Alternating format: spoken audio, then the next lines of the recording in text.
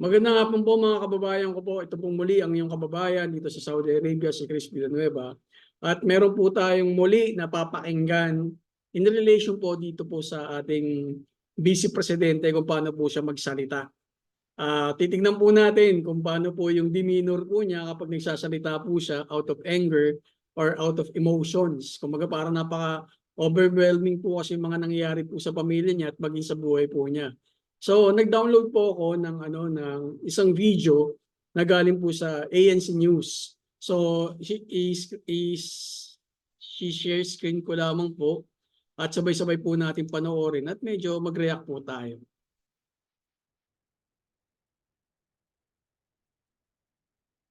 Ito po yung dinownload ko. Wait lang po yan. Okay? Courtesy of ANC.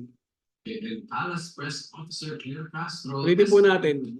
The word war between Vice President Sara Duterte and Palace Press Officer Claire Castro. Dito po natin makikita kung gaano po yung utak po ng Vice Presidente po natin. Parang ano po ba? Parang may ano po ba talaga, may sayad po talaga pa nagsasalita. Sige po, okay po. Escalates after Duterte called critics questioning her overseas travels stupid. Castro clapped back and urged the vice president to be so emotional. Full story from Arlene Delgado.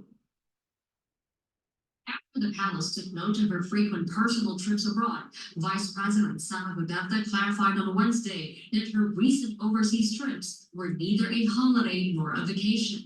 Duterte emphasized that she has been using her own money for the trips. Kasi pag personal, hindi ako gumagamit ng pera ng bayan. Hindi ibig sabihin na personal na lakad yan ay holiday o pamamasyal yan. Walang ginamit na pera ng gobyerno sa lakad na ito. Pero nagtatrabaho pa rin ako. She also took a swipe at the administration after Palace Press Officer Claire Castro asked whether her trip was personal or for the country. Sorry Hindi ko alam kung sinasadya nila na ayaw intindihin ko talagang lang talaga yung nasa administrasyon. Binabobo yung administrasyon.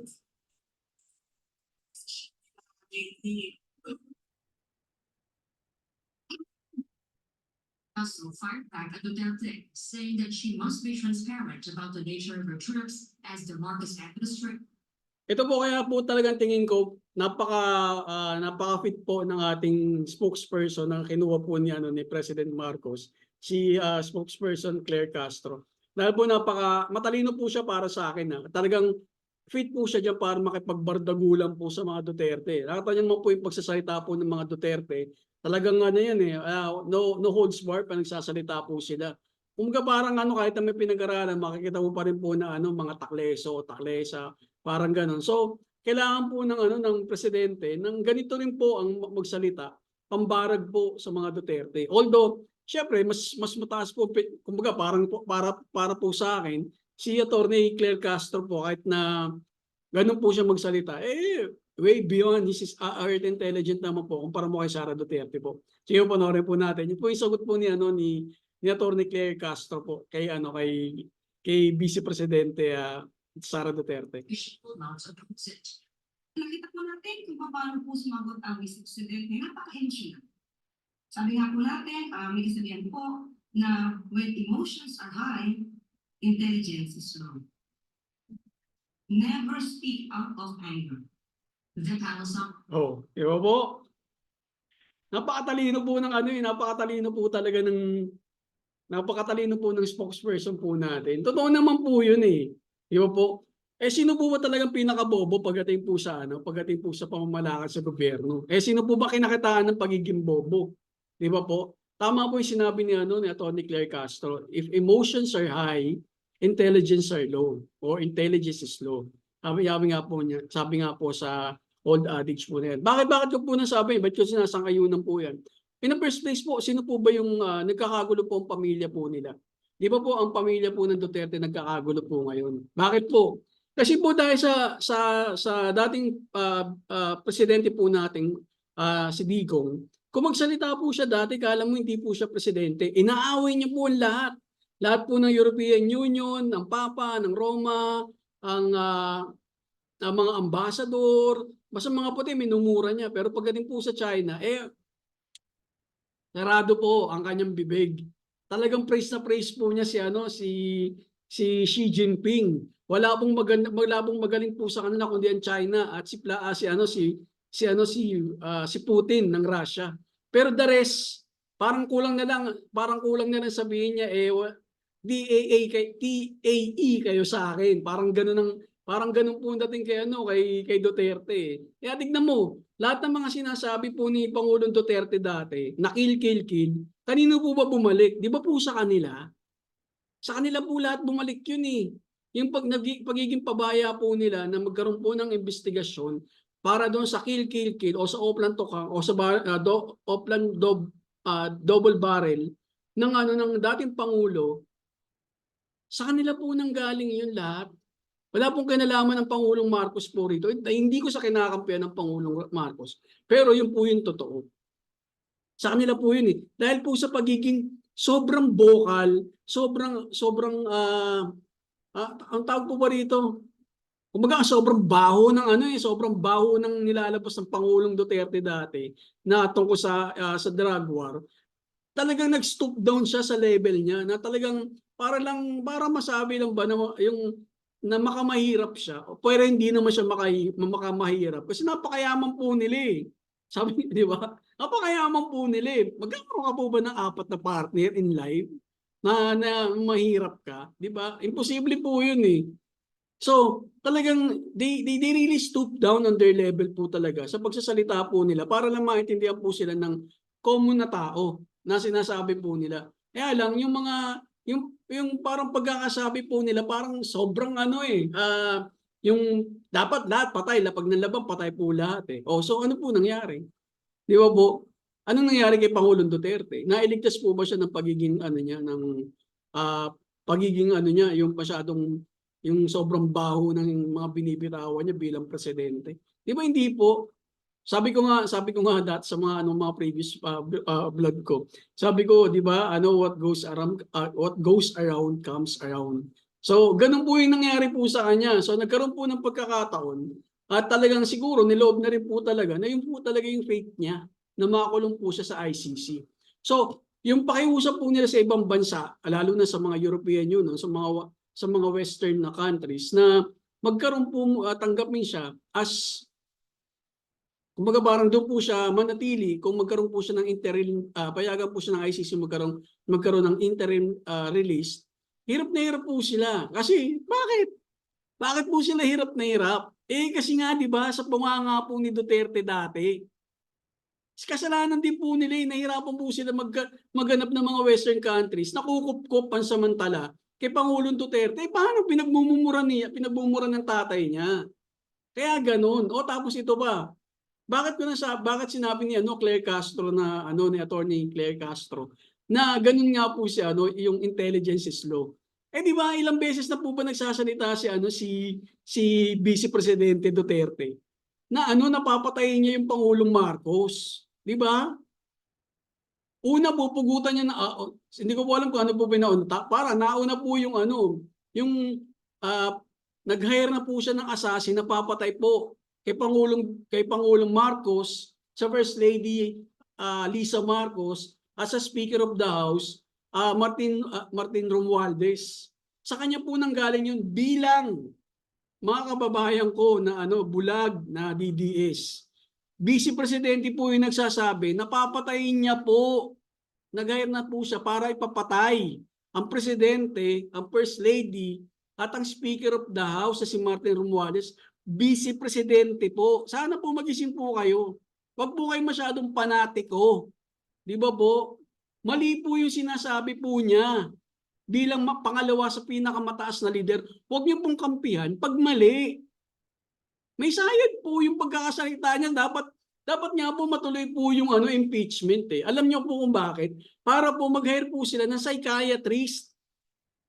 Di ba? Isa sa magpapatunay na siguro baka meron po talagang alam niyo na, meron pong tama sa ulo ang ating Vice Presidente. Kasi pag nagsasalita siya, ganun po siya magsalita. Bakit po ganun? May nakita po ba tayong mga leader ng bansa internationally na ganun po magsalita, maliban po sa ating bise. Di ba? Parang, ewan ko, siguro yung mga hindi mga pro DDS o yung mga normal na tao na kapag nakarinig ng ganun, there's something's wrong pa nagsasalita itong pangalawang pangulo ng bansa. Pero hindi ko maintindihan, pero mapakaraming panatiko na hindi po nakikita yung sinasabi ng pangalawang pangulong ng bansa na parang okay lang. Parang, ano ba to? Birds of the same feather, flocks together tayo. Hindi tayo dapat ganun, di ba po ba?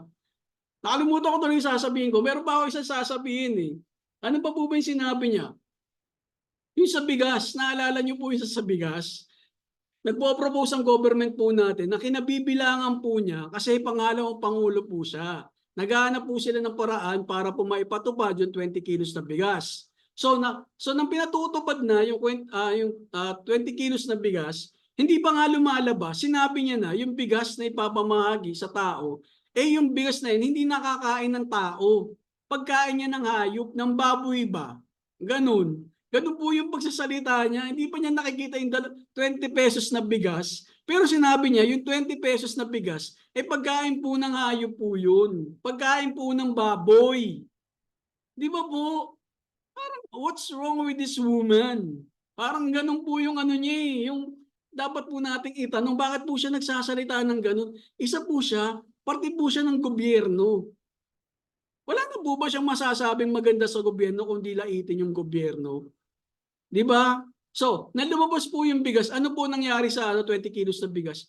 Maraming tao yung natuwa kasi yung bigas na kinabili nila ng 20, di kalibre o di kalidad na bigas, nakakain, walang amoy, maputi, masarap po daw. Di ba? O dapat matuwa ka. Binawi niya po ba yun? Yung sinabi niyang pagkain ng baboy, yung bigas. Di ba hindi po?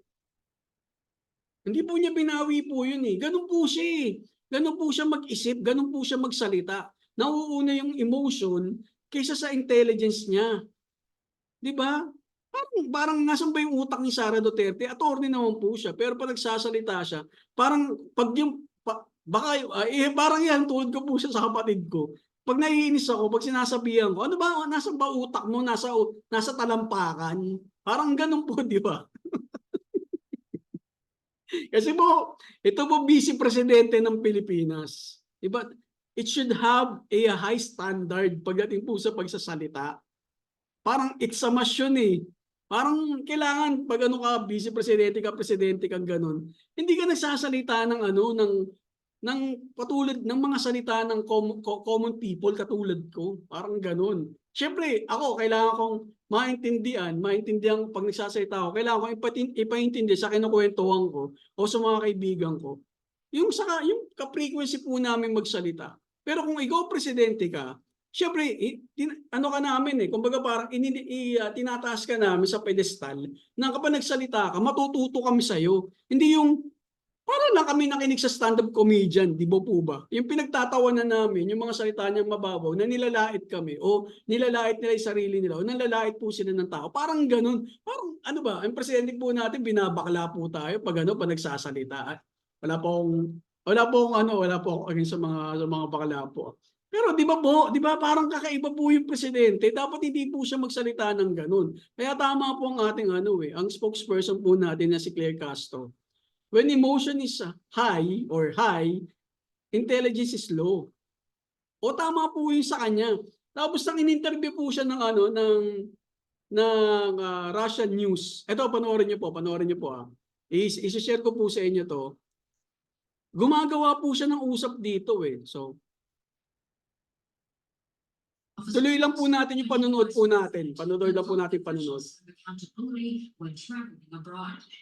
Ginamit niya ang OVP Facebook. Ito ay parte ng gobyerno. Medyo malayo pa po rito. Tama naman po si Claire, si Claire eh. Ang sabi po kasi ni Vice Presidente, sabi niya, although it's a personal trip, nagtatrabaho po siya. Yung gumagastos po siya, hindi po siya gumagastos ng pondo ng gobyerno kasi personal trip.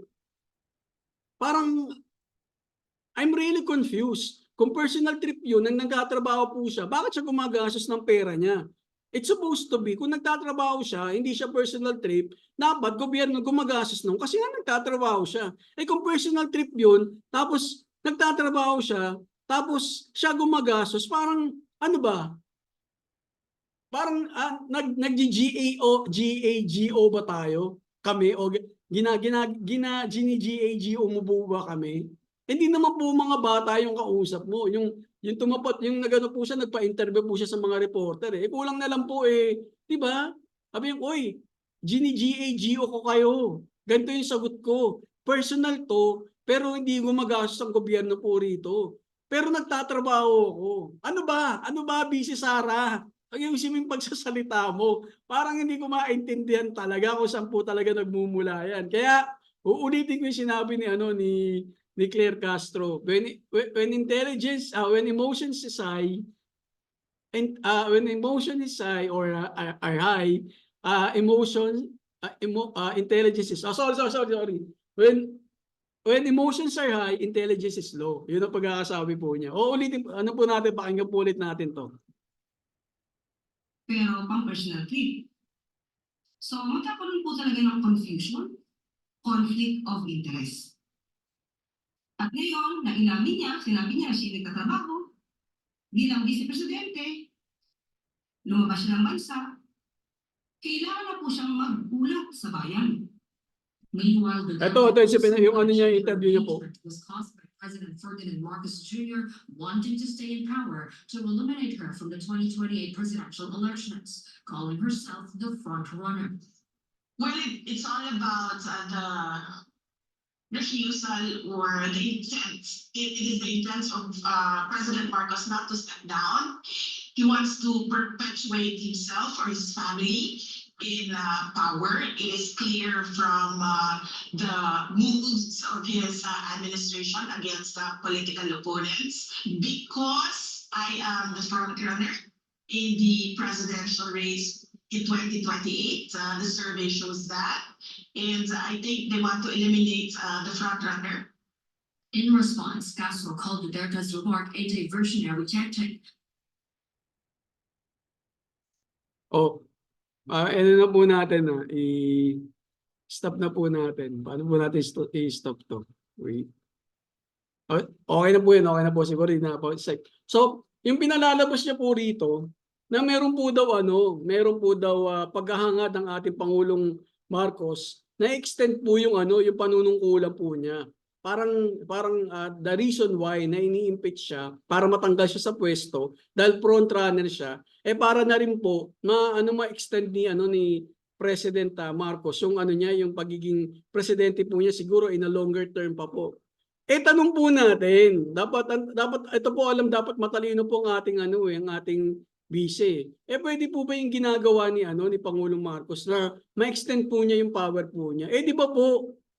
Kung titignan niyo yung Senate, lahat po ng Senate kakampi po ninyo So bago po magkaroon ng term extension po, o magkaroon po ng panibagong o bago new terms ang ating Pangulo po, kailangan po munang i-amendahan ng Constitution po natin. Magkaroon po muna ng revision o amendment of our Constitution. Yan po idadaan pa po sa napakaraming proseso po.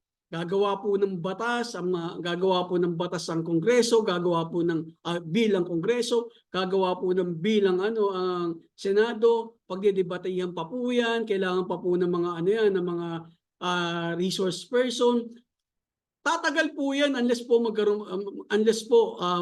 magkaroon po tayo ng revolutionary government katulad po yung nangyari kay Cory Aquino na talagang isinantabi po nila yung constitution po natin para magkaroon ng revolutionary government.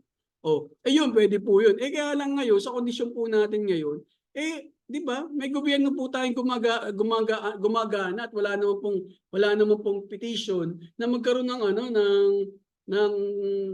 change for the constitution or amendment for our constitution. Wala naman pong ganun na lumalabas po ngayon At kung meron man po, paano man po papasahin? Sa impeachment pa lang, napakarami nyo ng kakampi. Dito pa naman po gumagawa po ng usap ang ating Vice Presidente na hindi nga po natin narinig sa balita yung sinabi po niya, di ba po ba? Di ba? Parang kakaiba po talaga yung Vice Presidente po natin eh. Una, di ba? Una, ang tatay niya, kill, kill, kill. Siya naman po, kill the President, kill the First Lady, kill the Speaker of the House. So, kung ano-ano po yung mga sinasabi po nila, kaya ayan po yung nangyayari po sa kanila. Tapos yung impeachment po, di ba? Sa impeachment po impeachment po nila, na impeachment po kay VP Sara, ayaw po nilang ituloy. Bakit kamo? Kasi paano niya lalagpasan to yung assassination plot sa sa presidente ng Pilipinas? Paano niya ipagtatanggol to? Sabi nga niya, no joke, no joke. Totoong totoo, inulit pa nga niya eh. Sabi niya sa ibang interview, gusto niyang putulin yung ulo ng presidente. Ito po yung pangalawang vice presidente ng Pilipinas. Di ba po ba? Tapos sasabihin niya, hindi niya alam kung, parang magkakasabi niya, kung talagang bobo lang ang administrasyon. Kung bobo yung administrasyon, ano siya? Di ba? May Pisaya, parang ganun po ba? Di ko po alam kayo po humusga po sa kanya, pero para sa akin po, ganun po yung dating po sa akin kasi wala po ako narinig na leader ng bansa. Kahit nga 'di ba si Trump, ayaw niya pong papatay yung leader po ng Iran eh. Kasi kahit papaano po magkakaroon po ng ng ripple effect po 'yan sa Arab nation kaya sa buong mundo eh. Itong presidente natin hindi nag-isip, talagang gusto niya ipapatay, may assassination plot eh. Di ba po ba? Si Trump bulgar na po magsalita po yun. Pero bulgar, pero nasa lugar, cool, finish. Kung mga parang gano'n pa nagsalita siya, sinasabi niya para sa ikabubuti ng bansa o ikabubuti ng buong mundo. Ito si VP Sara, nagsasalita siya ng gano'n para sa ikabubuti ng pamilya nila. Di ba? O saan ka nakakita ng vice presidente? Anak ng ang presidente, yung dating presidente, nagsasalita ng bangag. Ang Pangulo ng Pilipinas, meron tayong bangag. Ganon, di ba po ba? Yun, di ko po alam bakit ganon yung mga utak nila na kinakampihan po ng maraming mga bulag na panatikong Duterte. Ilan po sa mga kaibigan ko, talagang sobrang bilib na bilib, nagpapalakpakan pa eh. Pag nagsasalita, nagmumure. Minura yung Papa ng Katoliko, minura yung mga European Union, minura po yung mga Western countries, nagpapalakpakan sila eh. 'Di ba? Parang ano ba? Nakakabaliw ba? Nakakahawa ba yung utak ng mga Duterte kaya kailangan nyo kampihan? Kapag nagsalita po kayo ng ganito sa ibang bansa, may paglalagyan po kayo. Sige, i-try nyo muna i-threat na ipapa-assassinate nyo si Donald Trump in front of media. Tignan ko po kung wala pong dumakip sa inyong police at FBI. Ito po kakaiba. Kakaiba po yung presidente po natin. Napakabait lang po ng Pangulo ng bansa po natin na hindi pinapatulan to. Hindi pinapatulan ng NBA, siguro kasi under the umbrella po doon ng presidente.